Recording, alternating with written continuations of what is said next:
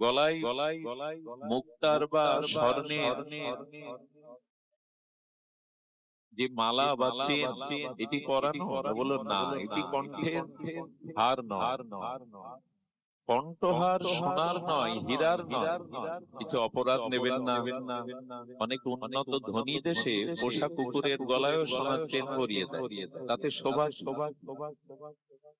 বিদেশে অনেক ধনী ব্যক্তিরা তাদের পোষা কুকুরের গলায় সোনার চেন দিয়ে দেয়। তো কণ্ঠহার মানে কি সোনার চেন?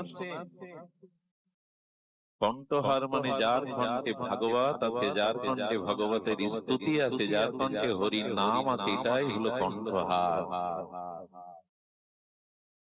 মৃত্যুর পর সোনার হীরার হার খুলে নেবে, কিন্তু যে কণ্ঠে ভাগবতের দিব্য স্তুতি ধ্বনিত হয়, যে কণ্ঠে ভগবানের মাধুর্যময় হরি নামাদি কীর্তিত হয়, সেটি হলো প্রকৃত বৈষ্ণবের ভক্তের কণ্ঠহার, যে হার কেউ খুলে নিতে পারবে।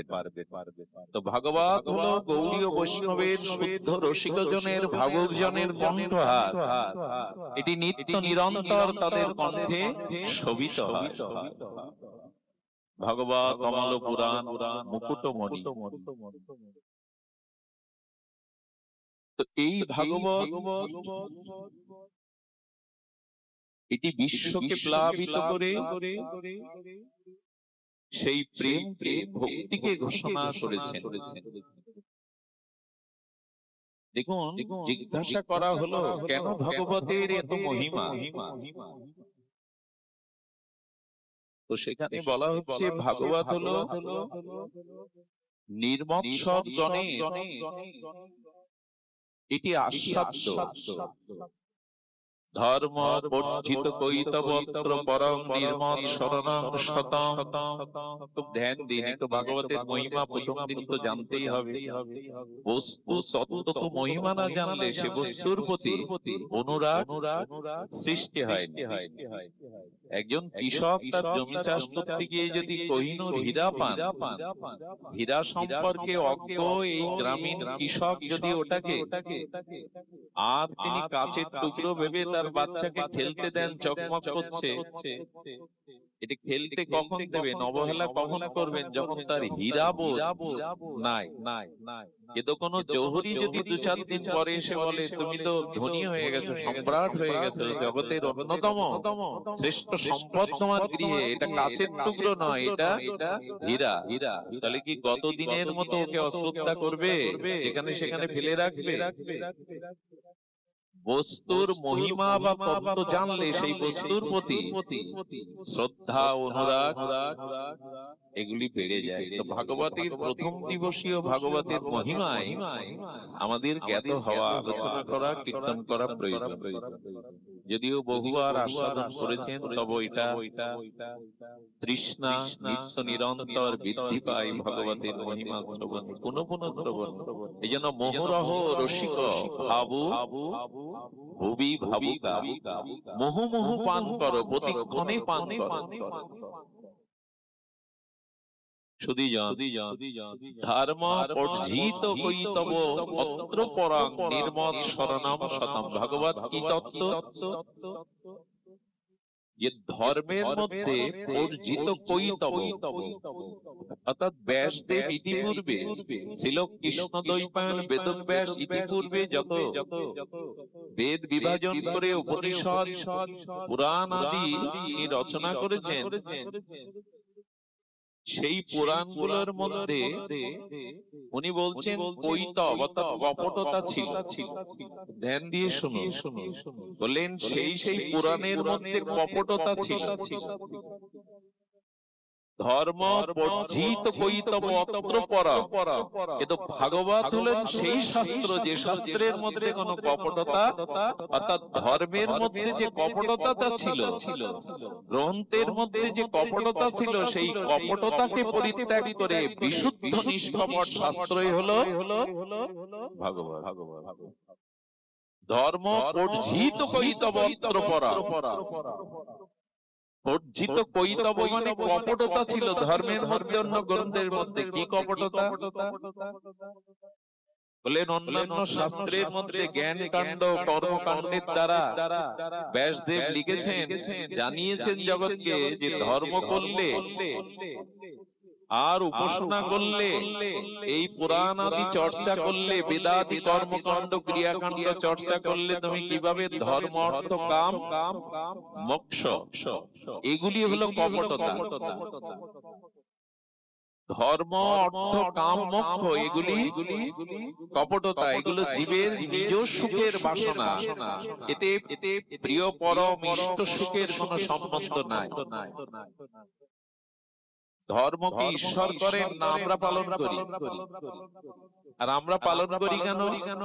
বেঁচে থাকার জন্য অর্থ কামনা বাসনা পূরণের সামর্থ্য চাই। তাই ধর্ম কে পরিপূরণ করার জন্য অর্থ, আর অর্থ কেন প্রয়োজন? ধর্মের সাথে সাথে কামনা পূরণের জন্য। আর যখন জগতের এই কামনা যুগ যুগান্তর কল্প কল্পান্তর পুনঃ পুনঃ জন্ম মৃত্যু চক্রে ভোগ করতে গিয়ে ক্লান্ত হই, তখন বুঝি জগতে রাজা হয়ে ভোগ করেও সুখ নেই। সুখ মনে হয় এই জন্ম মৃত্যু এড়াতে পারলে, মুক্তি পেলে। তো সেই মুক্তিটাও নিজ সুখের বাসনা। এই জন্য বলে অন্যান্য গ্রন্থগুলোতে এই কপটতা মিশানো ছিল। ধর্ম করলে, কর্ম করলে, জ্ঞান অর্জন করলে ধর্ম অর্থ কাম মোক্ষ পাবে। এগুলি একটিও ভগবানের সুখের জন্য নয়, সব নিজ সুখের জন্য। এই জন্য কপটতা বলছে। মুক্তি কার প্রয়োজন? ভগবানের।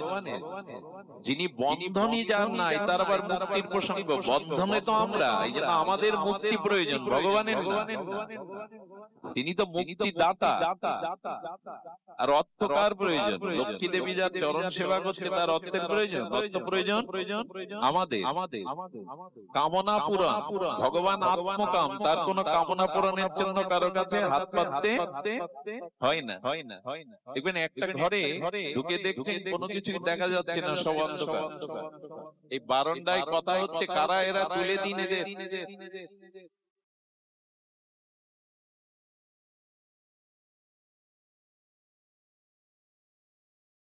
শাস্ত্রে কি বলছেন? ঘরের ভিতরে বাল্বটা জ্বলছে না, সুইচ অফ করা আছে, তো কোনো বস্তুই দেখতে পাচ্ছেন।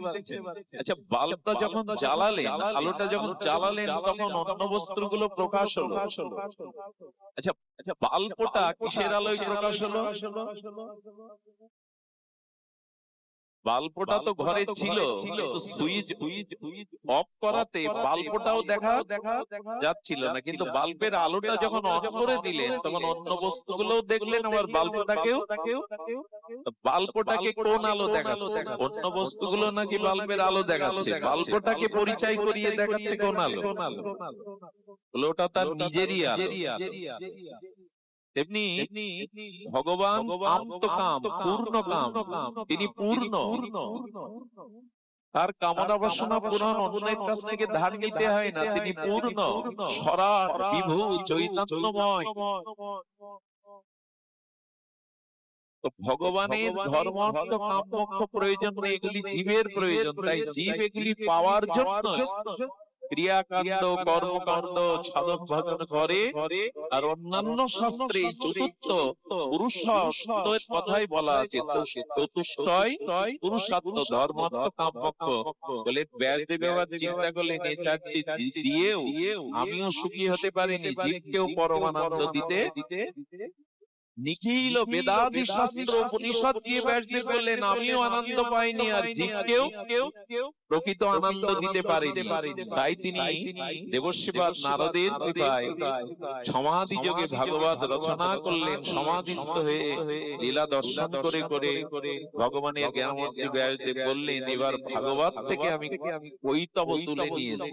কি তুলে নিয়েছি? কৈতব, কপটতা শূন্য শাস্ত্রই হলো ভাগবত। ওখানে ধর্ম অর্থ কাম মোক্ষ আমি রাখিনি, আমি রেখেছি উনি অহৈতুকী নিষ্কাম বিশুদ্ধ ভগবত প্রেম। এটি পঞ্চম পুরুষার্থ। ধর্ম অর্থ কাম মোক্ষ, এই চারটি হলো চতুর্থ পুরুষার্থ। কিন্তু পঞ্চম পুরুষার্থই প্রেম, যে প্রেমের কথায় ভাগবত বলেছেন, নির্মাণ শরণং শতম। এই শাস্ত্র কাদের জন্য? বলো এই শাস্ত্রকে যারা অধিগত করবে, আস্বাদন করবে, এই রস যারা পান করবে, ভাগবত যারা মনন করবে, তারা নির্মৎসর হবে। এই কপটতা গুলো তাদের মধ্যে ধর্মার্থ কাম মোক্ষ নিজ শশুক স্বার্থ সিদ্ধি বাসনা থাকবে না। তারা ভগবানকে সেবা আনন্দ ব্যতীত, প্রেম শুদ্ধা ভক্তি কেবলা ভক্তি ব্যতীত অন্য কিছু চাইবে। এখানে বলছেন নির্মৎসর কাকে বলে? অন্যের সুখ দেখে, অন্যের সুখে যারা কষ্ট পায়, যন্ত্রণা পায়, হৃদয়ে জ্বালা হয়, তাকে বলে মাৎসর্য। ভাগবত এই মাৎসর্যবিহীন তত্ত্ব রসামৃত পান করান যারা, যারা পান করেন, ভাবুক জন, রসিক জন, মননশীল জন, তাদের ভিতরে মাৎসর্য থাকবে। এই মাৎসর্যটা কেমন জানেন?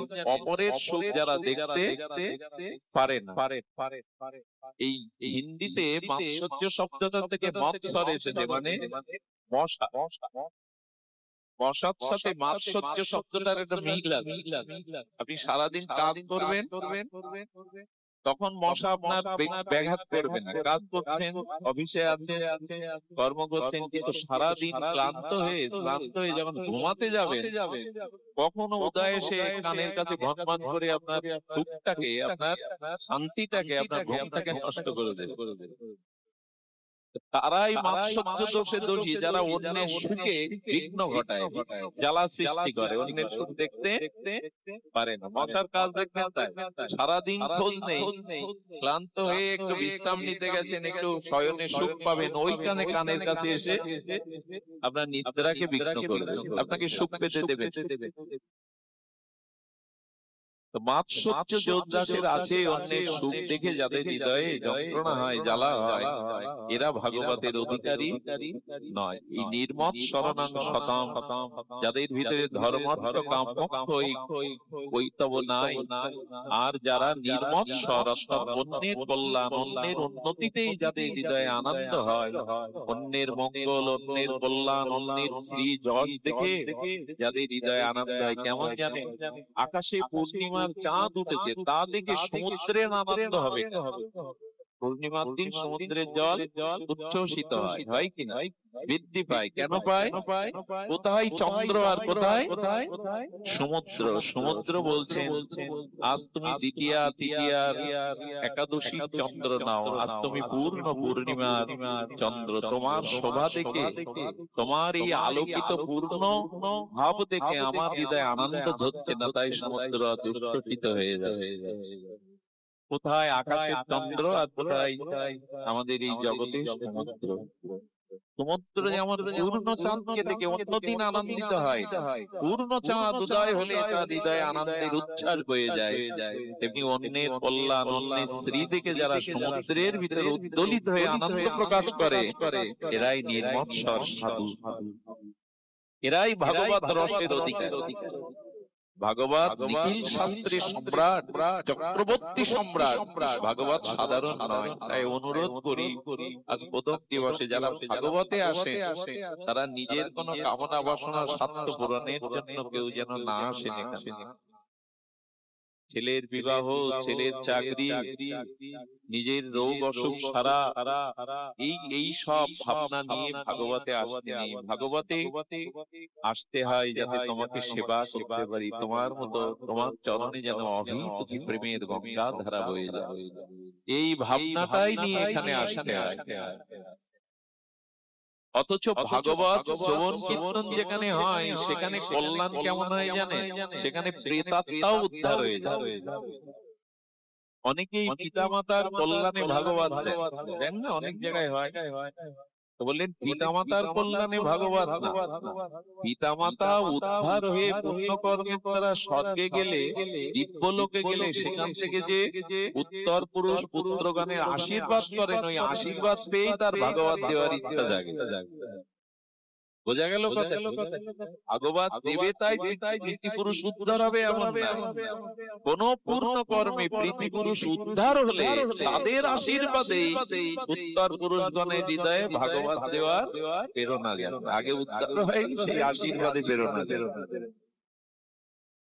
ধুন্ধুকারী তো উদ্ধার হয়ে গেল, পতিতাকে বিয়ে করেছে, বেশ্যালয়ে গমন করেছে, মদ পান করেছে, পিতামাতাকে টাকার জন্য সম্পত্তির জন্য হত্যা করেছে, যার জীবাত্মা আর এই ভূত জগতে পিশাচী হয়ে ঘুরছে, প্রেতাত্মা হয়ে ঘুরছে, মাত্র 7 দিন পাটে বৈকুণ্ঠ থেকে রথ এলো এই যে ধুন্ধুকারীকে নিয়ে যেতে ভগবানের পুষ্পরথে সে বৈকুণ্ঠে গেল। এই হলো ভাগবতের মহিমা। যেখানে গোকর্ণের ভাগবত আস্বাদন হয়েছিল সপ্তদিবসে, যেখানে একটা বাঁশ পুঁতে রাখা হয়েছিল, 7টা গিরো, বাঁশের এক একটা গিরো থাকে, এক একদিন পাঠ হয় আর এক একটা গিরো ফেটে যায় শব্দে। ওখানে টিকাকার বলছেন ওই বাস মানে বাসনা, আমাদের হৃদয়ে বাধা কোথায়? প্রেম পাওয়ার, ভগবানের চরণে ফিরে যাওয়ার বাধা হলো বাসনা, এটা বাস।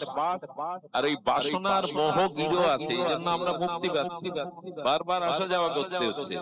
তো ভাগবত শ্রবণ করলে ওই বাসনা এবং মোহ, ওই গীত গুলো এক একদিন আস্বাদনে ফেটে গিয়ে ধুন্ধুকারী পর্যন্ত দিব্য চরণ পেল, ভগবানের নামে গেল।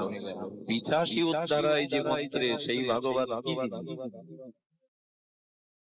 এই জন্য ভাগবতকে শ্রবণ কীর্তনের মহিমা অপার।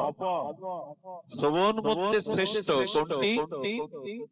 শ্রবণের শ্রেষ্ঠ হলো শ্রীমদ ভাগবত শ্রবণ। যত শ্রবণ আছে তার মধ্যে শ্রেষ্ঠ হলো এই যে বললাম 18 পুরাণ। আমরা নাম বলতে পারবো অনেকে, কিন্তু ভাগবতের নাম কি আমাদের সকলের ছোট, কারণ এটি কণ্ঠ। আর বলছেন বস্তু বাস্তব্য, ভাগবত শ্রবণ কীর্তন করলে হয় বস্তু বাস্তব্য। অর্থাৎ বস্তু কি? বস্তু তো জগতে বহুবিধ, কিন্তু বাস্তব বস্তু একমাত্র ভগবান। ভাগবত শ্রবণ কীর্তনের দ্বারা আমাদের মধ্যে সেই বাস্তব্য আর সেই বস্তু বাস্তব্য অর্থাৎ ভগবানকেই আমরা উপলব্ধি করতে পারবো। ভগবানকে তত্ত্ব তো আমরা অনুভূতির দ্বারা উপলব্ধি বা জানতে পারবো। শিবদম, শিবদম মানে শিব শব্দের অর্থ হলো কল্যাণ বা মঙ্গল। ভাগবত শ্রবণ কীর্তনে জীবের অত্যান্তিক মঙ্গল হয়। শিবদম, সুখদেব ভগবান বলছেন এটা শিবদম, এটি শ্রবণ কীর্তনের সাথে সাথে জীবের পরম মঙ্গল হয়। আর তাপত্রয় উন্মিলন, অর্থাৎ আমাদের যে তাপ আছে, এই তাপের সমূলে উৎপাটন করে দেয় যদি কেউ ভাগবত শ্রবণ করে।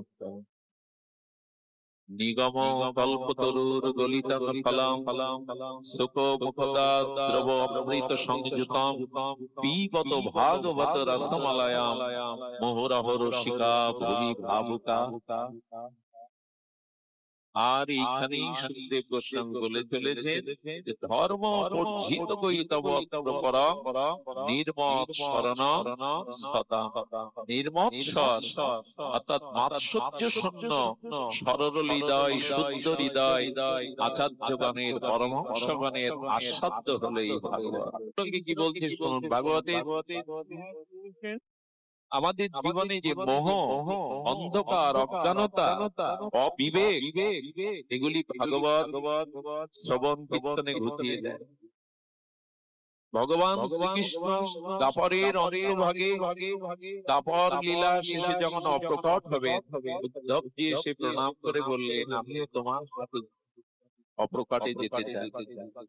বললেন আমার সাথে তোমার যাওয়ার অভিপ্রায় আমি উপলব্ধি করছি বটে, তবে উদ্ধব আমি তোমাকে নিয়ে যাব না, কারণ আমি চলে যাব, সাথে সাথে কলি প্রবেশ করবে।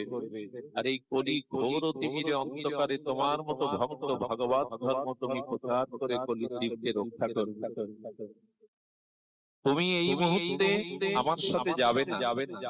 তো বলছেন কাল কবলিত কলির প্রবেশ করলে জীব ভোগ, তামসিকতায়, রাজকীয়তায়, মোহ অন্ধকারে, বৃত্তি প্রবৃত্তিতে ধ্বংস হয়ে যাবে। ভগবান তুমি অপ্রকট হচ্ছ, তো তোমার এই জগতের জীবের কি অবস্থা হবে? খুব মন দিয়ে শুনুন, ভাগবত মহিমা বড় বিচিত্র।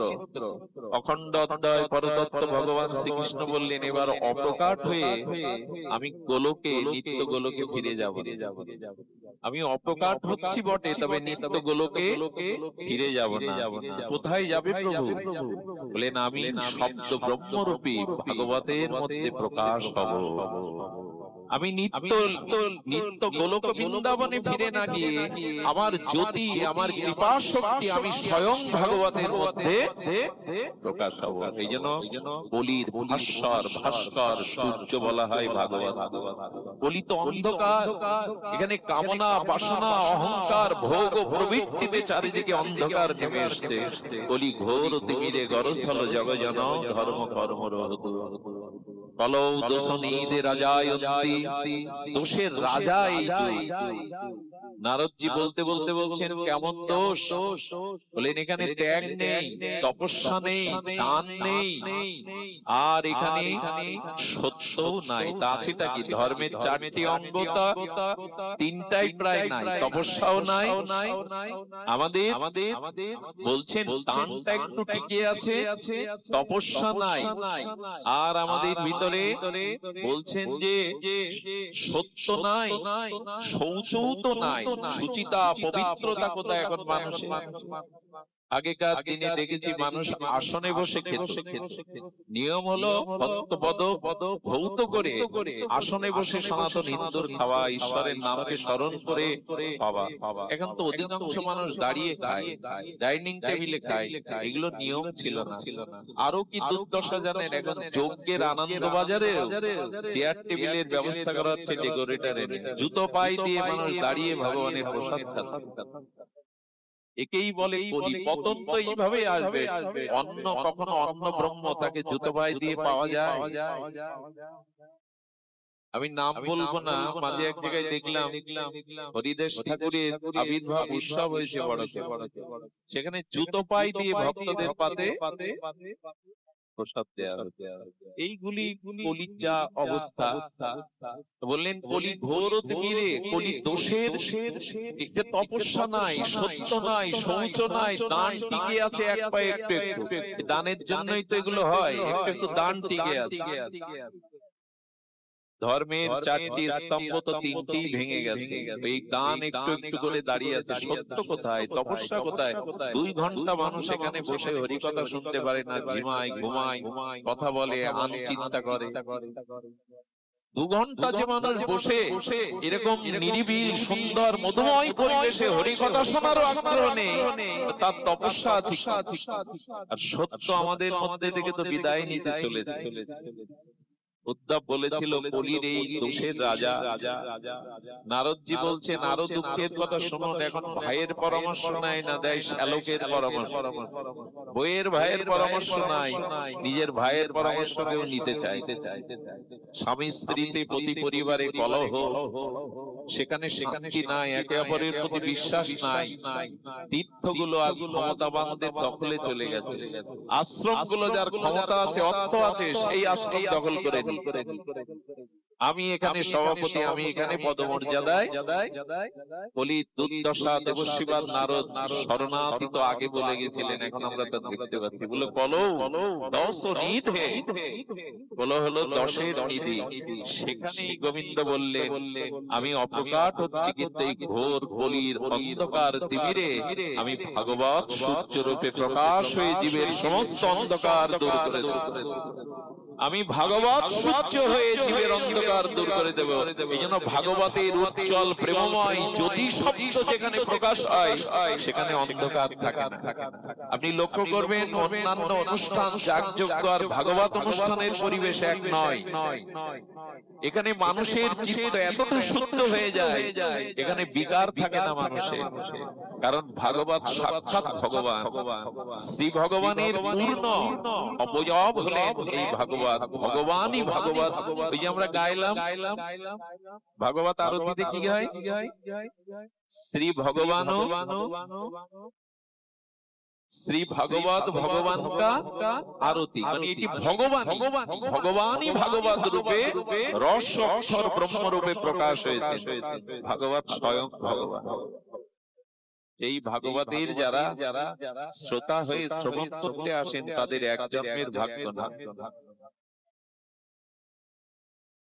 বহু জন্মেন, বলো বহু জন্মের সুকৃতি সৌভাগ্য একত্রিত হলে তবে সে ভাগবত শ্রবণের ভাগ্য পায়, সাধু সঙ্গে হরিকথা শ্রবণের ভাগ্য পায়। বহু জন্মেন সমার্জিতেন, বহু জন্মের সমর্জিত পূর্ণকৃত রাশি একত্রিত হলে তবে সাধু সঙ্গ হরিকথা শ্রবণের কারো হৃদয়ে প্রেরণা। ভগবত কৃপা ছাড়া কেউ এই ভগবত শুনতে সমর্থ নন। ভগবানই কৃপা করে আর জীবের হৃদয়ে প্রেরণা দিয়ে তার বহু জন্মের সুকৃতি সমর্জিতেন যদি অর্জিত থাকে, তখনই সেই জীব ভগবত শ্রবণের ভাগ্য পায়। আর ভগবত শুনলে কি হয়? অজ্ঞান হেতু মোহ অন্ধকার বিনাশ। জীবের হৃদয়ে অজ্ঞানতা, অজ্ঞান কাকে বলে? মূর্খ কাকে বলে? আমাদের গ্রামগঞ্জে যারা ভাগ্যের বিড়ম্বনায় অভাবে লেখাপড়া শিখতে পারেনি তাদেরকে আমরা মূর্খ অজ্ঞানী বলি। আরে ও অজ্ঞান, ওর কোনো জ্ঞান নেই, ওর লেখাপড়া জানা নেই। কিন্তু শাস্ত্রে বলছে যারা এমএ বিএ পাস করেও বড় বড় ডিগ্রি নিয়েও তারাও অজ্ঞান। কারণ তারা আকাশের খবর রাখে, সৌরজগতের খবর রাখে, তারা সমুদ্রের তলদেশের খবর রাখে, কিন্তু খবর রাখে না আমি কে, আমার পরিচয় কি। এই জন্য তারাই অজ্ঞান যারা লেখাপড়া জেনেও নিজেকে জানে না, জগৎকে জানে, মহাকাশকে জানে, সমুদ্রের তলদেশকেও গবেষণা করে বের করে কি আছে, কিন্তু নিজেকে জানে না যে আমি কে, আমার প্রকৃত পরিচয় কি। এই জন্য লেখাপড়া জানলেও তিনি মূর্খ। চারি বেদ ষড়দর্শন পড়িয়াছে যে জন, সেজন গৌরাঙ্গ নাহি ভজে। বিধাতার অধ্যয়ন লোচন বিহীন জন, অন্ধের দর্পণ কিবা কাজে। গৌড়ীয় আচার্য মহাজন বললেন, চারি বেদ ষড়দর্শন পড়েছে অথচ গৌর চরণে তোমার ভক্তি নাই।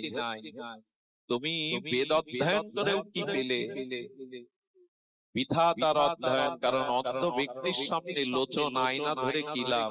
হোক সুন্দরী রমণী, কিন্তু জন্মন্ত সুন্দরী যুবতী রমণীর সামনে আয়না ধরলে কি হবে? বৃথা। যেমন অনেক কিছু জানো, নিজেকে জানো না, ভগবানকে জানো না, তুমি অজ্ঞান। এই ভাগবত শ্রবণ করলে প্রথমত এই অজ্ঞানটা দূর হয়। অজ্ঞান মহকৃত অন্ধকার, আর অজ্ঞানের থেকে আরো গাঢ় মোহ। মোহ সহজে যেতে চায় না জীবে। যেমন রাবণ বেদের ভাষ্য রচনা করেছিলেন, চিন্তা করতে পারেন? রাবণ এত বড় পণ্ডিত, এত বড় সাধক তপস্বী, বেদের ভাষ্য রচনা করেছিলেন, যে বেদজ্ঞ ভগবান শিবের যিনি শিষ্য, যিনি পুলস্ত্য ঋষির বংশধর, বিশ্বশ্রবা মুনির পুত্র, যার ভাই রামভক্ত বিভীষণ, যার স্ত্রী মহাসতী মন্দাদরী, সে মোহগ্রস্ত হয়ে সীতাকে ভোগের দৃষ্টিতে তাকায়। মোহ আরো ভয়ানক, এই জন্য জীবের মোহ সহজে যায় না। এই মোহকৃত যে অন্ধকার, অর্থাৎ নিজেকে না জানা, ভগবানকে না জানা, তত্ত্বকে না জানা, এই অন্ধকার মোহকৃত অজ্ঞানতাকে বিনাশ করে ভগবান। তদোদয়িত বিবেক, নারদজি বলছেন, আর ভাগবতের সবথেকে বড় প্রাপ্তি বিবেক জেগে ওঠে। মানুষের জীবনে আজ বিবেক ঘুমন্ত, আর চারিদিকে পৃথিবীতে যা ঘটছে তা বিবেকহীন কাজ। শিশু হত্যা হচ্ছে, নারী হত্যা হচ্ছে, আজ দুর্বলের প্রতি অত্যাচার করা হচ্ছে, বিবেক কোথায়? আর পিতামাতাকে আমরা দুমুঠো অন্ন দিয়ে তাদের সেবা করতে পারছি না, বৃদ্ধাশ্রমে পাঠিয়ে দিচ্ছি। সন্তান জন্ম দিয়ে তার পিতৃ পরিচয়, মাতৃ পরিচয় দেব না বলে অনাথ আশ্রমে রেখে আসছি। বিবেক কোথায় মানুষের? বর্তমান পৃথিবীতে সবথেকে যেটা প্রয়োজন এই বিবেকের। ভগবান বললেন, বিবেকের মধ্যেই আমার বাস। বিবেক যার নেই সে মানুষ পশু, ধর্মহীনা বিপশুই সমানা। যার বিবেক জাগ্রত হয়নি, যে মনুষ্যত্বের পরিচয় আজও দিতে পারেনি, এই ভাগবতে আসলে তদোদয়িত বিবেক, বিবেকের উদয় হয়। বিবেক জেগে ওঠে একমাত্র ভাগবতে, সাধু সঙ্গ। বিনো সাধু সঙ্গ বিবেক না হই, রাম কৃপা বিনা সুলভ না সই। গোস্বামী তুলসীদাস বললেন সাধু সঙ্গে হরি কথা ছাড়া কারো বিবেক জাগবে না। আজ এই চণ্ডীপুরস্থ রাধা মাধব গোবিন্দ মন্দিরে যে ভাগবত 7টি দিন ব্যাপী এই ভাগবত মহাযজ্ঞের, এই ভাগবত অমৃত যজ্ঞের, ভক্তি যজ্ঞের আয়োজন, এখানে কেন আসতে হবে? কারণ বিবেক বিশ্ববিদ্যালয়ে পাওয়া যাবে না, বিবেক কারো কাছে পাওয়া যাবে না। এক সাধু সঙ্গ ভাগবতে ছাড়া বিবেক উদয় হয় না, বিবেক জাগ্রত হয় না। এই ভাগবতের মহিমা তো অনন্ত সিন্ধুর মতো। তবু আমরা প্রথম দিন তো ভাগবতের মহিমা একটু আমাদের বলতে হবে, এটা বিধি, এটা নিয়ম। কোন বস্তুর তত্ত্ব না জানলে বস্তুর প্রতি আমাদের আকর্ষণ হোক, তার প্রতি আমাদের অনুরাগ হোক, এগুলি জন্মাবে। আর এই ভাগবত দেখুন বলছেন তো অভূতপূর্ব। এই যে অজ্ঞানতা মোহ, এই যে অজ্ঞান মোহ অন্ধকার কবে যাবে জানেন? এইটি আসতেই থাকবে যতদিন পাপ আছে। পাপ থেকে অজ্ঞানতা, অন্ধকার, মোহ, পতন এগুলি শুরু হয়। পাপের অপর সবচেয়ে সরল অর্থ হলো যার দ্বারা পতন হয়। এই পাপ ভাগবতে দূর হয়। পাপ দূর করা কি? ভাগবত শ্রবণ করবেন এরকম আশা করেছেন, আসতে পারেননি ভাগবতে। সুশ্রবী তৎক্ষণাৎ গোবিন্দ বললেন সকালে শুনেছে যে চণ্ডীপুরে আজ শ্রীমদ্ ভাগবত কথা পরিবেশিত হবে। আপনি কার্যান্তরে আসতে পারেননি, অথচ সকালে আশা করেছিলেন আজ ভাগবত শুনতে যাবেন। যদি কেউ কার্যান্তরে না আসতে পারেন কোন কারণে, ওই যে সকালে আশা করেছেন, ওই মুহূর্তে গোবিন্দ আপনার হৃদয়ে অবরুদ্ধতি শব্দ দিয়েছেন, বাধা পড়ে আপনার হৃদয় পরিষ্কার করতে শুরু করেছে। তাহলে শ্রবণ করলে কি হবে? এই জন্য 18,000 শ্লোকের অন্তিম শ্লোকে সুখদেব গোস্বামী বললেন নাম সংকীর্তনং যস্য সর্ব পাপ বিনাশনাং প্রণম দুঃখ সমানাং স্তাং হরিং পরম। দেখুন ভাগবতে যে কীর্তন হয়, হরি নাম কীর্তন হয়, হরি গুণগাথা কীর্তন হয়। এই হরি কথার গুণ কীর্তন যারা করবে সর্ব পাপ হতে তাদের পাপ বিনাশ হবে। নাম সংকীর্তনং যস্য সর্ব পাপ বিনাশনাং। শুনবেন তাহলে। মনে আছে বৃন্দাবনে ভক্তি যুবতী, কিন্তু ভক্তির দুই পুত্র জ্ঞান বৈরাগ্য জড় জড় আর মরমর অবস্থায় অজ্ঞান হয়ে পড়ে আছে। ভক্তি দেবী দেবশিবা নারদকে বলছেন দাঁড়ান সাধু প্রবর, আমি কাঁদছি, আমার এই কান্নারত এক মহিলাকে উপেক্ষা করে চলে যাচ্ছেন। সাধুরা তো তা পারে না। সাধু মানেই তো পর দুঃখে যাদের হৃদয় কাতর হয়। আপনি কেন এড়িয়ে যাচ্ছেন? একবার আমার কথা শুনুন। দেবশিবা দেখলেন এক যুবতী আর চোখের জলে ভাসতে আর পড়ে আছে মুমূর্ষ অবস্থায়, তার দুই পাশে দুইজন। বলল মা এরা কারা? কি বললেন জানেন? আমি ভক্তি দেবী, দক্ষিণ ভারত থেকে আমার জন্ম হয়েছে। আমি রাজস্থানের পথে আসতে আসতে বিদ্ধ হয়ে গেছিলাম। পুষ্করে গিয়ে, হরিদ্বারে গিয়ে, বৃন্দাবনে আসার পর আমার যৌবন ফিরে এসেছে, কিন্তু আমার দুটি পুত্র তারা মুমূর্ষ জড় জড় রোগগ্রস্ত হয়ে অজ্ঞান হয়ে পড়ে আছে। তো মার কি ভালো লাগে? মা যুবতী আর পুত্রদ্বয় তারা অজ্ঞান হয়ে অসুস্থ হয়ে পড়ে আছে, এতে মার ভালো লাগে? এই দুই পুত্র হলো জ্ঞান এবং বৈরাগ্য। ভক্তিমা যুবতী, কারণ বৃন্দাবনের স্পর্শ পেয়েছে, বৃন্দাবনের ধুলি পেয়েছে, ওই জন্য যুবতী হয়ে গেছে। কিন্তু জ্ঞান বৈরাগ্য। সুধীবৃন্দ, আজকাল ভক্তি চর্চা হচ্ছে, মন্দির নির্মাণ হচ্ছে, বিগ্রহ সেবা হচ্ছে, নাম যজ্ঞ হচ্ছে, হয়তো ভক্তি একটু যুবতী হয়েছে, জ্ঞান বৈরাগ্য আমাদের মুমূর্ষ। দেখুন ভক্তিও কাঁদছে। ভক্তি কখনো কাঁদে? ভক্তি তো আনন্দদায়িনী শক্তি, লাদিনী শক্তি। ভক্তি কাঁদছে কেন? কারণ কারো অনুষ্ঠান আছে, কেউ যজ্ঞ করে, কেউ ভাগবতে আসে, কিন্তু জ্ঞান আর বৈরাগ্য অসুস্থ দুর্বল, সে ভক্তির চোখেও জল ছাড়া আর কিছু নাই। ভক্তি ভক্তির সাথে সাথে জ্ঞান এবং বৈরাগ্য থাকতে হবে, নাহলে ভক্তিও চোখে। কারণ সন্তান যদি অসুস্থ হয়, মার ভালো লাগে, মা যুবতী থেকে লাগবে, সন্তান যদি অসুস্থ হয়ে সমস্যা হয়ে পড়ে থাকে, দেবশিবাদ আপনি কৃপা করুন। এই দেবশিবাদ তখন ভগবানের প্রথম অবতার এই যে ঋষি চতুর্জন, আমাদের সনক, সনন্দ, সনাতন, সনত কুমার, তারা কত কল্পকাল চলে গেছে, কিন্তু 5 বছরের ছোট্ট বালকের মতো, পরনে বস্ত্র নাই, উজ্জ্বল জ্যোতিপুঞ্জ তাদের মধ্যে। এক ভাই ব্যাসাসনে বসেন আর 3 ভাই ভাগবত শোনেন। একদিন করে আরেকজন ব্যাসাসনে বসেন। এখন আমাদের কাছে আজ এই নেই, আজ ভাইয়ে ভাইয়ে স্বামী স্ত্রী মিলে বাড়িতে সব পরিবারে যদি একদিন করেও ভাগবত পাঠ হতো, প্রতিদিন একটু গীতার চর্চা হতো, আপনারাও যদি নিত্য নিরন্তর শুদ্ধ ভাগবত মুখে ভাগবত শুনতেন, তাহলে আমাদের এই দুর্দশা হতো না।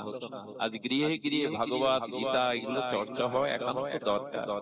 বাড়িতে টিভি, ফ্রিজ, আলমারি, সুখের সব আসবাবপত্র আছে, কিন্তু যেখানে ভাগবত চর্চা নেই, গীতা চর্চা নেই, আসবাবপত্র শান্তি দিতে পারবে না আপনাকে।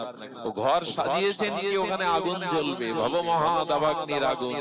এই জন্য ভাগবত চর্চা গৃহে হওয়া উচিত। গীতা চর্চা গৃহে, যে গৃহে গীতার অর্চনা নয়, অনুশীলন হয়, সেখানে অভিশাপ প্রবেশ করতে, একথা গীতায় ভগবান বলেছে। তো কোথায় আজ গীতার চর্চা? বাড়িতে মাঝে মাঝে আমরা বন্ধু ডেকে আনি, পিকনিক করি, ফিস্টি করি, বিবাহ বার্ষিকী পালন করি, জন্মদিন পালন করি, ঘটা করে মাঝে মাঝে সপ্তাহে একদিন কি মাসে একদিন একটু ভাগবত পাঠ কেনে 2-4 জন মিলে ঘরের ভিতরে পরিবারের সবাই বসে। এই জন্য এক ভাই বলছে আর 3 ভাই শ্রোতা হয়ে শুনছে, এইভাবে তাদের কল্পকাল ভাগবত আস্বাদন। রামচন্দ্র 2 মাস সীতান্বেষণে পর্বতের গুহায় ছিলেন। বর্ষাকালে সীতান্বেষণে বিরতি রেখে আর 2 মাস লক্ষণের সাথে প্রতিদিন উনি ভাগবত প্রসঙ্গ করতেন, সাধু সঙ্গ করতেন, নিজের ভাইয়ের স্বয়ং ভগবান। আজ আমাদের ভাগবত চর্চা কই? এই জন্য নিত্য ভাগবত সেবয়া, নিত্য ভাগবতকে শ্রবণ কীর্তন করতে হবে। প্রতিদিন না আসতে পারেন, যন্ত্রের মাধ্যমেও শুনতে পারেন। যদিও যন্ত্রে শুনলে ভক্তি হওয়ার সম্ভাবনা ক্ষীণ, তবু তো পথ দেখানো যায়। ওই সময়টুকু মন ভাগবতে থাকে, স্মরণ মনন হয়। এটাও প্রতিদিন নিত্য যুক্ত থাকুন হরিকথার সাথে, নিত্য ভাগবত সেবায়া। গীতাই তো ভগবান এই কথা বলেছেন, মচ্চিত্ত মদ্গত প্রাণা বোধয় অন্ত পরস্পরম কথায় অন্তশ্চ মাং নিত্যং তুষ্যন্তি চ রমন্তি চ। নিত্য আমার কথা পরস্পরে মিলিত হয়ে শ্রবণ কীর্তন করো। এই জন্য তার কাছে সন্ধ্যার সময় যাবেন, দোকান থেকে, অফিস থেকে, বিকালে, যার মুখে হরি কথা আছে, সংসারী কথা না। বাজারে গেছেন, সন্ধ্যার পর কার কাছে যাবেন? বাড়িতে এমন হয়, কাজ করে এসে, অফিস থেকে ব্যবসা সেরে এসে বাড়িতে কথা বলার লোক না থাকলে পাড়ায় চলে যায় কথা বলতে। এই কথা ফুল ফুটিয়ে কি হবে? সন্ধ্যার পরে চলে যান, যার কাছে গেলে একটু হরি কথা শোনা যায়, ভগবত প্রসঙ্গ করা যায়। উকিলে দেখলে কি করে ওরা? ব্যবসার কথা বলে, ওকালতির কথাই বলে। ব্যবসায়ী দেখলে কি বলে? ব্যবসায়ীর কথা হয়। তো তার কথাতেই আপনি সাধু কথা শুনতে পাবেন, যিনি ভগবত পথে আছেন। এটা বড় ডিস্টার্ব করছে। জয় শ্রীরাধে। বললেন তার কাছেই সন্ধ্যাবেলায় যদি যেতে হয় বাজারে কোথাও, তাকে নিয়ে বসবে যার মুখে হরি কথা আছে। যার মুখে ভাই হরি কথা নাই, তার কাছে তুমি। আমরা পালন করি তো, কারণ ওই 2-4টে বিষয় কথা যা 1 মাস ধরে ভাগবত শুনেছেন সব শেষ করে এই জন্য এই ভাগবতের মহিমা এটি শুনলে পাপ নাশ হয়। তো নারদজি তিনি গিয়ে আর চতুষ্সন্ধকে এই ভাগবত গঙ্গা তীরে তিনি অনুশীলন করেছিলেন। আর সেই চতুষ্সন্ধ সেই ভাগবত কথা শ্রবণ করে, যখন ভাগবত শ্রবণ করলে তখন কীর্তন করতে শুরু করলেন। কীর্তন করতে কি শুরু করলেন? দেবশিবাদ নারদ। দেখুন কীর্তনের মহিমা দেখুন। ভাগবত কীর্তন করতে করতে দেবশিবাদ বিনা যন্ত্রে মধুর সুরলহরি যেমন কীর্তন করছেন, সেই কীর্তনে আনন্দ দিতে ব্রহ্মা চলে এলেন। ব্রহ্মার সাথে সাথে ভগবান শঙ্কর পার্বতীকে নিয়ে চলে এসে ডুমুর বাজিয়ে ব্রহ্মাদি আর 4 মুখে মুখেই ভগবানের কীর্তনে যোগ দিলেন। এই কীর্তন শুনতে শুনতে প্রহ্লাদ মহারাজ চলে এলেন। প্রহ্লাদ মহারাজের হাতে করতাল, করতাল দিয়ে প্রহ্লাদ কীর্তন করছেন। প্রহ্লাদের কীর্তন দেখে আর কি করলেন, দেবরাজ ইন্দ্র মৃদঙ্গ নিয়ে এলেন। দেবরাজ ইন্দ্র মৃদঙ্গ বাজায়। দেবরাজ ইন্দ্র মৃদঙ্গ বলছে ধিক্তান ধিক্তান তাদিন ধিক্তান বলে কি বলছে, খোল। এটা পদাবলী কীর্তনাররা খুব বলে। ওই চামড়ার খোল বলছে ধিক ধিক। একটা মৃত প্রাণীর চামড়া হয়েও যে ভগবানের নাম করছে, আর মনুষ্য জন্ম বিবেক প্রদান হয়ে যারা ভগবানের নাম করে না, ধিক ধিক তাদের, তারা জগতে ধিক ধিক্তান ধিক্তান তাদিন বলে আর বাজাচ্ছে। তো নারদ খোল বাজাচ্ছেন, প্রহ্লাদ করতাল বাজাচ্ছেন। দেবশিবা নারদের বিনা যন্ত্রে নাম হচ্ছে। এমনি করতে করতে যখন নাম করছে, তখন সুখদেব গোস্বামী আর বসে থাকতে পারলেন না। স্বয়ং পরমহংস কুলতিলক ভগবানের লীলা রাজ্যে ভাবতে ভাবতে লীলা মুদ্রায় নৃত্য করছেন। একে বলে ভাব নৃত্য। ভাবের সাথে সাথে লীলার সাথে সাথে নৃত্য। যখন সুখদেব গোস্বামী নৃত্য করতে শুরু করলেন, তখন ভগবান প্রকট হয়ে গেলেন। ভগবানও সেই সংকীর্তনে পরমানন্দ ভাসতে ভাসতে যখন সকলে মিলে কীর্তন করছেন, সেই কীর্তনের মাধ্যমেই সেই জ্ঞান বৈরাগ্য উঠে দাঁড়ালো। তারা পূর্ণ যৌবন ফিরিয়ে ভক্তিকে নিয়ে সকলেই কীর্তন করতে লাগলো, নৃত্য করতে লাগলো। নাম সংকীর্তনং যস্য সর্ব পাপ বিনাশনাম। কলিযুগে যারা শুদ্ধ ভক্ত সঙ্গে এই ভাগবত কীর্তনাদি করেন, স্বয়ং ভগবান সেখানে প্রকাশ হয়ে পাপ মুক্তি দিয়ে দেন, তাদের প্রেম ভক্তি দিয়ে দেন। অর্জুন এসেছিল তাতে। অর্জুন কোনটা পারে? অর্জুন ভালো সুর সঙ্গীত জানতেন, রসালো সঙ্গীত জানতেন। অর্জুন যুক্ত হয়ে গেছে। কি বাদ যায় ভাগবতে, আরো শুনবেন। সুখদেব গোস্বামী বলতে বলতে বলেছেন, স্বর্গে হরি কথা নাই। স্বর্গে যদি পুণ্য কর্মে যান, ওইখানে হরি কথা পাবেন না। আরো শুনুন, সত্য লোকে ব্রহ্মা লোকেও হরি কথা নাই। শুনলে অবাক হতে হয়, বৈকুণ্ঠেও হরি কথা নাই। বৈকুণ্ঠে হরি কথা নাই। আরে তার প্রমাণ আছে তো। হনুমানকে বলছেন রঘুপতি রামচন্দ্র, আমার লীলা অপ্রকাটের সময় এসেছে। আমি পুরো অযোধ্যাবাসীকে পুষ্পরথে চড়ে আমি নিয়ে যাব। হনুমান তুমি প্রস্তুতি নাও। হনুমান প্রথমেই হাত জোড় করে বলছে, বৈকুণ্ঠে হরি কথা কয় ঘন্টা হয় প্রভু? তো বলছে হরি কথা ওখানে হয়, ওখানে তো আমি আছি, আমি স্বয়ং ভগবান আছি। বলেন তাহলে প্রভু এই দাস স্বপ্নেও আপনার আজ্ঞা কোনোদিন লঙ্ঘন করেনি। আজ আমি প্রথমেই আপনার আজ্ঞা লঙ্ঘন করব। যেখানে হরি কথা সাধুগণ মিলিত হয়ে বলে না, সেটা বৈকুণ্ঠ হলেও আমি যাব। রামচন্দ্র অবাক হয়ে বললেন, ওখানে তো আমি আছি, আমার চরণ আছে, হরি কথার দরকার কি? বললেন আমার দুটোই দরকার। তোমার শুদ্ধ ভক্ত সঙ্গে তোমার কথা দরকার, তোমাকেও দরকার। তবে আরো বলি শোনো, তোমাকে না হলেও হবে, তোমার প্রিয় ভক্ত শোনে তোমার গুণগাথা হলেও হবে। রামচন্দ্র বলছেন তার মানে? শোনো প্রভু, তোমাকে পেলে বৈকুণ্ঠে একা পাবো, হরি কথা পাবো না। আর এই জগতে যেখানে হরি কথা সাধুগণ বলবে, সেখানে হরি কথাও পাবো আর তোমাকেও পাবো। কারণ তুমি নিজ মুখে বলেছো, নহং বসামি বৈকুণ্ঠে যোগিনাং হৃদয়ং নাচা মদ ভক্ত যত্র গায়ন্তি তত্র তিষ্ঠামি নারদ। কি অপূর্ব! ভগবান নিজে মুখে বলছেন, বৈকুণ্ঠে আমি সবসময় থাকি না। এই তো নিজে মুখে বলছেন। যোগীরা যতক্ষণ ধ্যান করে তখন তাদের হৃদয়ে থাকি, ধ্যান বন্ধ হয়ে গেলে আর থাকি না। কিন্তু যেখানে ভক্তগণ একত্রিত হয়ে আমার হরি কথা বলে, সেখানে আমাকে পাবেই পাবে, এটা নিশ্চিত। তাই প্রভু, বৈকুণ্ঠে তুমি আছো, তোমার চরণ আছে, হরি কথা নাই। কিন্তু জগতে তোমার হরি কথা সাধুগণ যেখানে বলে, আমি জানি সেখানে তোমাকেও পাবো, তোমার কথাও পাবো। রামচন্দ্র আশীর্বাদ করলেন, যাও তুমি জগতে যাও। আচ্ছা হনুমান, কতদিন জগতে থাকতে চাও? বৈকুণ্ঠে তো যাচ্ছ না, কতদিন থাকতে চাও? অমর বলি, ব্যাসদেব, হনুমান এরা অমর। কতদিন থাকতে চাও?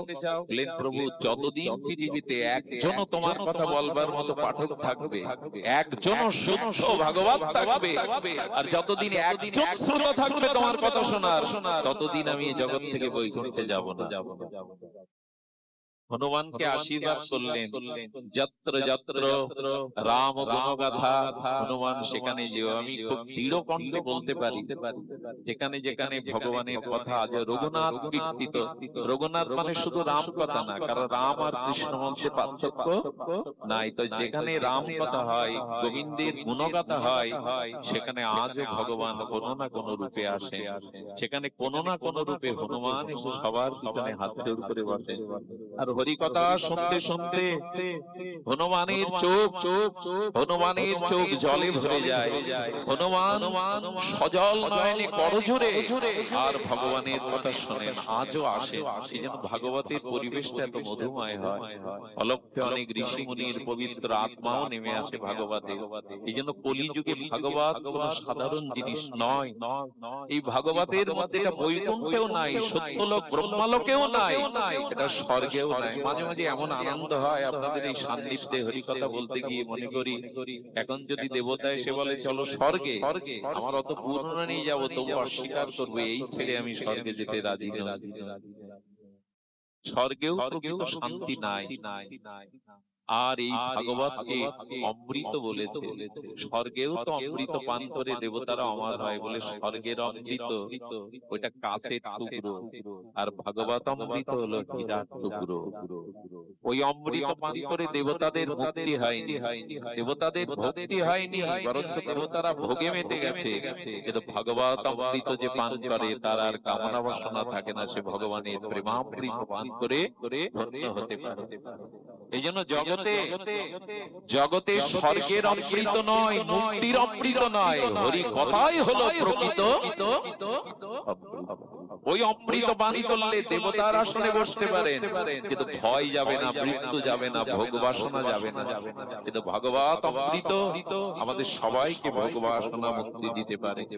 আসুন আমরা এতক্ষণ ভাগবতের মহিমা কীর্তন করলাম। ভাগবতের শ্লোক উচ্চারণ করে আমি আসলে গতানুগতিক ভাবে, এটা তো আমার সমস্যা নয়, 7 দিন এইভাবে আমি ক্রম ভাগবত করি না মানে ভাগবতের যে ক্রম, এটা গুরু মহারাজ ভাগবত শব্দ করতেন না, রাধাকুণ্ড এটা করতেন না। 7 দিন হরি কথা বলা যাবে, প্রসঙ্গ করা যাবে, ভাগবত শব্দ গুরু মহারাজ করতেন। এই জন্য আমি আপনাদের ক্রম শোনাবো না, আমি ভক্ত ভগবানের অপূর্ব কিছু তত্ত্ব বা লীলা আপনাদের যে কদিন আছি আমরা শোনাবো, পাঠকদের মুখে আপনারা শুনবেন। তবে এইভাবেই হরি কথা আমরা ক্রমোন্নতিতে যাব। ভাগবতের প্রথম যে শ্লোকটি এসেছে, সচ্চিদানন্দ রূপায় বিশ্বোৎপত্তাদি হেতবে তাপত্রায় বিনাশায় শ্রীকৃষ্ণ বয়ং নমঃ। এই ভাগবতী প্রথমে ভগবানের তার স্বরূপকে বর্ণনা করেছে, কারণ ভগবানকে না জানলে আমাদের জীবনে এই জন্ম মৃত্যু জরা ব্যাধি অভিশাপ যাবে না। আজকাল কঠিন কঠিন জটিল জটিল প্রশ্ন মানুষ করে বসে। বিকেলে একজন প্রশ্ন করে বলছেন, বাবা অনেক দিনের ইচ্ছা, আমি একজন পাঠক, আপনার কাছে একটা কথা জানতে চাই। আমি ভাবলাম পাঠক যখন খুব ভালো একটা প্রশ্ন করবে, আর তত্ত্ব তো প্রশ্ন করলে যে ব্যক্তি উত্তর দেয় তার আনন্দ হয়, যদি প্রশ্নের মতো প্রশ্ন করা যায়। আমি এই আনন্দে বলছি, বাবা বলুন, আমি তো জানি না, তবে আমি চেষ্টা করি। তিনি বললেন, মাধবেন্দ্র পুরীপাদের বহু কটা এবং বিয়ে করেছেন। যতক্ষণই ভেতরে শুদ্ধ ভাব ছিল তা তো চলেই গেল। মাধবেন্দ্র পুরীর বউ কটা বিয়ে করেছে এটা জেনে আপনার কি হয়? যে বিয়ে করে সংসারে থাকে সে ভক্ত না? এসব উদ্ভট কোথায় পেয়েছেন আপনার জিজ্ঞাসা করতে হয় তত্ত্ব। সুতমনির কাছে নৈমিষারণ্যে কি প্রশ্ন করলেন? শৌনকাদি ঋষিগণ প্রশ্ন করলেন, শ্রেয় এবং প্রিয় এর মধ্যে শ্রেয় কোনটি? শ্রেয় কোনটি? আমাদের কৃপা করে জানা যায়, তারই নাম প্রশ্ন। সনাতন গোস্বামী সেই সনাতন প্রশ্ন, কে আমি, কেন মরে যারে তাবত্রায়, কইছে হিত হয় উচিতে নাহি জানি, কৃপা করে সব তত্ত্ব কও তো আপনি। অর্জুন বললেন, আমি কার্পণ্য দোষাবহ, কৃপণতায় আমি জানতে পারিনি, আমাকে জানাও যে আমার পথ কোনটি, আমার কর্তব্য কোনটি। এইগুলি হলো প্রশ্ন। পরীক্ষিত মহারাজ প্রশ্ন করলেন, আসন্ন মৃত্যুমুখ জীবের করণীয় কি? এই হলো প্রশ্ন। আসন্ন মৃত্যু আমাদের সকলের, 7 দিনই আমাদের মৃত্যু হবে। অন্য কোনো দিন আসবে না, তো আমাদের করণীয় কি? এইগুলোই হলো প্রশ্ন, এগুলোই জিজ্ঞাসা। মানুষ এসে উদ্ভট, আমার বাড়ির মধ্যে হাওয়া হয়, আমার বাড়ির ডাক হয়, কি হয়, এটা বাবা কি করা যায়, এটা জিজ্ঞাসা হলো।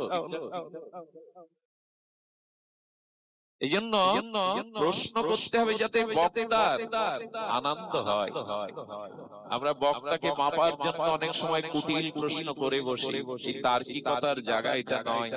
এই জন্য প্রশ্ন যেমন ভগবত বক্তা তখন প্রসন্ন হয়, সেই প্রসন্নতায় তার উত্তরগুলো ভগবানই দান করেন। এই ভাগবতেই প্রথমেই ভগবত তত্ত্বকে জানাচ্ছেন। শঙ্করাচার্যও বলেছেন অথত ব্রহ্ম জিজ্ঞাসা, ব্রহ্মসূত্রের প্রথম জিজ্ঞাসা ব্রহ্মাকে জিজ্ঞাসা করে। সুধীবৃন্দ, সেখানে বললেন সচ্চিদানন্দ রূপায় বিশ্বোৎপত্তাদি হেতবে তাপত্রয় বিনাশায় শ্রীকৃষ্ণ বয়ং নমঃ। এই ভগবানকে আমরা নিরূপণ করব। তিনি নিরাকার, নির্লীন, তিনি সাকার, সগুণ, লীলাময়, চৈতন্যময়, আনন্দময়। আর এই সচ্চিদানন্দ ভগবানকে বলেছেন তিনি সচ্চিৎ আনন্দময়। আর কি না, বিশ্ব উৎপত্তাদি হেতবে, এই সমগ্র বিশ্বের উৎপত্তির কারণ ভগবান। এটি না জানলে কিন্তু শুধু মন্দিরে ভগবান দেখবো, অন্যখানে ভগবান দেখবো না। এটা একটা সোনা, এক ভরি সোনা কি দুই ভরি সোনা, এটা সোনাই। ওটা যখন আংটি হলো, সোনার মধ্যে কি আংটি ছিল? সোনার দলাটা যখন কি আংটি ছিল? ছিল না, সোনার দলাই ছিল, কিন্তু স্বর্ণকার ওটা আংটি করে দিল। আগে ছিল সোনা, এখন হলো আংটি, একটা রূপ দিল। আবার আংটিটা কিছুদিন পর ভেঙে আবার সোনায় ফিরে এলাম। সোনাই ছিল, আংটি ছিল না। অথচ ওই সোনার মধ্যেই আংটিটা ছিল, রূপটা পরে দিল, আবার আংটি হয়েও আবার সে সোনায় ফিরে গেল। তেমন এই বিশ্বের উৎপত্তি ভগবানের দ্বারাই, সৃষ্টি স্থিতিও ভগবানের দ্বারাই, আবার সবকিছু প্রলয় হয়ে ভগবানের মধ্যে প্রবেশ করবে। এই সৃষ্টি স্থিতি সমস্ত উৎপত্তি বিনাশের কারণ একমাত্র ভগবান। বিশ্ব উৎপত্তাদি হেতবে। আর বিশ্বের সৃষ্টি রহস্য দেখুন, এটি জানলেই ভক্তি হয়। এই যে তপ্ত রৌদ্রের মধ্যে নারিকেল গাছে কতটা আবরণের মধ্যে কত শীতল উপকারী জল কে ঢোকায়? ইনজেকশন দিয়ে ঢোকানো যাবে? আজও ডাবের জলের তুলনায় অন্য জলের কথা বলা আছে? কত ঔষধি গুণে ভরা। কোথায় গাছের পাতায় কত রৌদ্রের মধ্যে শক্ত আবরণে কে ওর মধ্যে এই ঔষধি জলটা ঢোকায়? আচ্ছা, ময়ূরের ডিম হলো সাদা, ময়ূরের ডিম্ব হলো সাদা, কিন্তু ওর থেকে যখন ময়ূরী বা ময়ূর যখন ডিম থেকে প্রকাশ হয়, তখন ওদের পেছনে যে রংগুলো এই সাদা ডিমের মধ্যে কোথায় ছিল? এর উত্তর ভগবান জানেন। তার সৃষ্টির যে রহস্য, তার সৃষ্টির যে সৌন্দর্য, এই যদি একবার চারিদিকে দেখেন তাহলে দেখবেন সবই ভগবানের করুণা সৌন্দর্যে ভরা। কুচিন্তা অসুন্দরতা তখন আর কোথায় আসবে? সবার মধ্যে তখন এই সুন্দর দেখতে। তাই বললেন বিশ্ব উৎপত্তাদি, এই সমস্ত হেতু সবার মধ্যে, সব বস্তুর মধ্যে, আনন্দের মধ্যে। আর বলছেন তাপত্রয় বিনাশায়। ভাগবতের প্রথমেই যেটি বলছেন, এই স্তুতিগুলো অনেক ব্যাখ্যা দাবি রাখে। সমস্যা হয়েছে কি, তত্ত্ব বলতে গেলে মানুষের ঘুম আসে, সারা দিনের কর্মক্লান্ত শরীর। তত্ত্ব মানুষ নিতে চায় না, লীলা নিতে চায়, সহজ করে নিতে চায়। তত্ত্বকে আমরা খুব বেশি, কিন্তু আজ প্রথম দিন, আজ দিকটাই ভালো করার দিন। আরে রানা প্লাজার মধ্যে ভেঙে পড়বে 2 দিন পরে। ভিত আগে করতে হবে, তত্ত্ব আগে জানতে হবে, তবে ভাগবত তার উপরে দাঁড়াবে। এই জন্য উপায় নেই, আমাদের আচার্যগণ এইভাবেই নির্দেশ দিয়েছেন। যেখানে প্রথম দিবসীয় ভাগবত, সেখানে তার মহিমাকে মানুষকে জানাবে। একজন মানুষও যদি জানতে পারে, যদিও মেয়েদের, মায়েদের অনেকের ঘুম পায়, কারণ তত্ত্ব বলতে গেলেই মানুষ গ্রহণ করতে পারে না। তো আমি আর তত্ত্ব, আপনাদের এই তত্ত্ব রসকে ভেজাতে না পারলেও ভাগবত হলেন ভক্তদেরও লীলা দিলেন। নবম স্কন্ধ পর্যন্ত তো ভক্তেরই লীলা। এই জন্য আমি প্রথম সূত্রে আপনাদের একটু জানাই, এই তাপত্রয় বিনাশ হয় ভাগবত শ্রবণে। আর কি বললেন? শ্রীকৃষ্ণ বয়ং নমঃ। ভাগবত শুধু কৃষ্ণকে দেখায়, এখানে শ্রী মানে মাধুর্যময়ী যে রাধা রানী, অর্থাৎ আমাদের উপাস্য শুধু কৃষ্ণ নয়, ভাগবতের প্রতিপাদ্য হলো ব্রজপ্রেম, ভাগবতের প্রতিপাদ্য হলো রাধার সাথে রাধা নাথের সেই অপূর্ব লীলা চিন্তামণি রাস অতুট লীলা আনন্দ প্রেম নিকেতনে প্রেম মন্দিরে লীলা। তাই শ্রীকৃষ্ণ বয়ং নমঃ। এখানে বলছেন যে না, রাধারানী মাধুর্যময়ী প্রেমময়ী সহিত আমাদের এই লীলা। তো ভাগবতের প্রথমের দিকে যে জিনিসটা এসছে, আমরা একটু ভক্ত চরিত্র আর সামান্য সময় আছে আপনাদের হাতে? 2-3 জন বললেন আছে না? ও তো বলবেন, নিজের মুখের উপরে বলবেন, সময় নেই, আমারই বুঝে নেওয়া উচিত। আর বুঝতে পারবো আপনাদের মুখ দেখে। ওটা ঢুকলি তো পড়েছে, অলসতা আসার কথা, একটু জেগে থাকে। বাড়ি গিয়ে এখন কি কাজ এখান থেকে যারা প্রসাদ পাবে না, বাড়ি গিয়ে একটু কিছু পাবে, ওষুধ দিলে নেবে, এবার বিছানায় ঘুম আর আহার, এইটাই রাতের কাজ। তো আর আহারা নিদ্রা, এই দুটো তো সারা জীবন করে গেলাম, জীবনের অর্ধেক আয়ু তো ঘুমেই কাটায় আমরা। এই দুটো জিনিস একটু তুলে রাখি।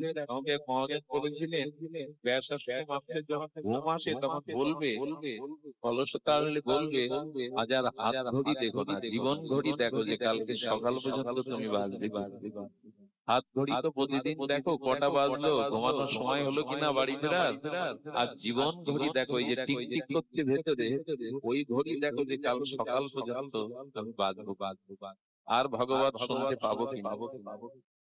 দেখুন, আমি মাঝে মোক্ষেত্তুরে নিশাতলা একটা পাঠ করলাম, সেখানে এরকম 5-7 হাজার ভক্ত হয়, একদম বিশ্ব রোডের পাশে।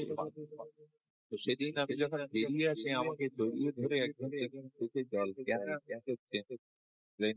মাতাজি পাঠ যেতে গিয়ে এইখানে ওইটা শেষ সাধু সঙ্গ, ওইটা শেষ হরিকথা। ভেবেছিল যে বাড়ি ফিরে আর কোনোদিন ভাগবত শুনতে পাবো। আমি অনেক জায়গায় দেখেছি ভাগবতে আসতে গিয়ে অনেকে রাস্তায় অ্যাক্সিডেন্টে মারা গেছে। ভাগবতে এমন আমি শুনেছি, বাবা উনি আসতে পারেন, আসতে গিয়ে অ্যাক্সিডেন্ট হয়ে গেছে। এই জন্য হাত ঘড়ি আমরা দেখি বটে, কতটা সময়, কত বাজলো রাত, কিন্তু জীবন ঘড়িতে দেখি কাল সকাল পর্যন্ত আমি বাজবো। এই জন্য ভাগবত শুনতে গেলে হাত ঘড়ি তুলে রাখো, জীবন ঘড়ির দিকে তাকান, আজ রাতই হয়তো আমার অন্তিম রাত হতে পারে। এই সুযোগ হয়তো এমন কোন দুরারোগ্য ব্যাধি হলো, আমি হয়তো এই সুযোগ আর পাবো না। এই জন্য ঘুমকে তাড়িয়ে দেয়। জীবন তো অর্ধেক সময় ঘুমে কাটায়, ভোগ বিলাসে কাটায়, পেয়েছি। তাই ভাগবত আসবাদ একটু আপনারা ভক্ত চরিত্র শুনুন। ভক্ত চরিত্রের মধ্যে আমি আজ কুন্তী দেবীকে একটু আনবো, কারণ ভক্তি কমলা। কুন্তী দেবী ছিলেন ভগবত ভক্তদের মধ্যে অন্যতম ভক্ত। এই কুন্তী চরিত্র, কুন্তীর বিমল চরিত্র গাথা, তার চরিত্র গাথা যদি শ্রবণ করেন, যেমন ত্যাগ, তেমন ধৈর্য, তেমন ভগবত নিষ্ঠা। কুন্তী চরিত্রের মধ্যে ফুটে এসেছে ভগবানের একজন প্রিয় ভক্তের মহিমা। কারণ যে ভক্তের মধ্যে ধৈর্য নাই, ত্যাগ নাই, পরিস্থিতিতে ভগবানের কৃপা অনুভব করার মতো সাধন শক্তি নাই, তিনি ভক্তি জগতে কিছু পেতে পারেন। আপনাদের মনে পড়ে, আমি কিন্তু পরিচয় তুলে ধরি আপনাদের। কৃষ্ণের পিসিমা হতে, আর মহারাজ সুরসেনের মহারাজ সুরসেনের ইনি কন্যা। এবং আমরা জানেন, ওনার যখন 9 বছর বয়স, তখন ওনার মধ্যে সদ্গুণ প্রকাশ হতে থাকে। একটা জিনিস বলি, এই জন্মে যদি আপনি সদ্গুরুদেবের কৃপাও পান, ভজন সাধনও শুরু করেন, পুরোপুরি প্রেম ভক্তি পাবেন। কারণ প্রাক্তন সংস্কার না হলে এক জন্মের সংস্কারে প্রেম ভক্তি পাওয়া যাবে না। এই যারা নিত্য ভাগবতে আসেন, এই কষ্ট করে আপনারা জানেন, অনেক দিনের যাত্রী আপনারা ভাগবতের, এক জন্মের না, অনেক জন্মে যাত্রী এই পথে, তাই আপনারা আসেন এত কষ্ট করে। এখানে সবাই আসেন, এই পাড়ার লোক কি সবাই এসছে? কেন আসেন? তাদেরই তো যোগ্য, তাদেরই তো মন্দির। বললেন প্রাক্তন সৌভাগ্য না থাকলে, সংস্কার না থাকলে ভগবতে রুচি হয় না, ভগবত পথে কেউ আসে না। বহু জন্মে সুকৃতি না থাকলে কেউ হরি কথাতে কারো রুচি হয় না, এ পথে কেউ আসে না। কে আপনাদের বাড়ি থেকে বের করেছে এই শীতের দিনে গাড়ির টাকা ব্যয় করে? এটা পূর্ব জন্মের সংস্কার আপনাদের এই পথে অনেক জন্মে তুলে দিয়েছে। তো যার মধ্যে পূর্ব সংস্কার আছে, যার পিতৃ পরিচয়, মাতৃ পরিচয়, আদর্শ ত্যাগ, বৈরাগ্য, ভজনে ভরা, তাদের ভিতরে বিশেষ কিছু লক্ষণ দেখা যায়। কুন্তী ছিলেন ধৈর্য ত্যাগের প্রতিমূর্তি। ভক্ত হতে গেলে, ভগবানের প্রিয় হতে গেলে এই গুণগুলির দরকার। 9 বছর বয়সে তিনি পিতার সেবা করতেন। এই জন্য যাদের ভিতরে দেখবেন এই সদ্গুণ, জানবেন এদের অনেক জন্মে সুকৃতি লব্ধ, কৃপা এটা এক জন্মে হয় না। তো কুন্তীর মধ্যে স্বাভাবিকভাবে একটা জিনিস বলি, ওই যেমন একটা খোলা জায়গা, ওইখানে বাতাসে ছত্রাকগুলো আশ্রয় পায়। একটা ইট যদি প্লাস্টার না করা থাকে, ছত্রাকগুলো ওখানে জমে যায়। এমনি সদ্গুণগুলো খুঁজে বেড়ায়। সদ্গুণ যা আছে না, খুঁজে বেড়ায় পাত্র। যার ধৈর্য আছে, ত্যাগ আছে, তিতিক্ষা আছে, সদ্গুণ ওইখানেই যেতে চায়। সদ্গুণ কিন্তু আছে জগতে, ওই সদ্গুণ আশ্রয় খোঁজে যার হৃদয়